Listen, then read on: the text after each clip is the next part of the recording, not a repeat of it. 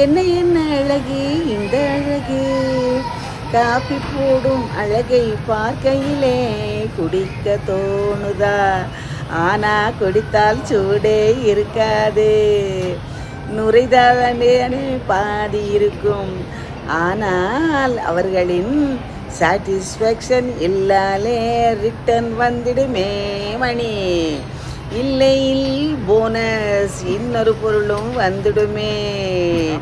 அவர்கள் டிசிப்ளினே தனி அழகு, டிரைவிங் சூப்பர், ஒருவரை ஒருவர் குறு குறு என்று பார்க்க மாட்டார்கள், அவரவர் வேலையை அவரவர் பார்ப்பார். அதனால் தானே நம் பிள்ளைகள் வெளிநாட்டை விரும்பும் காரணம்.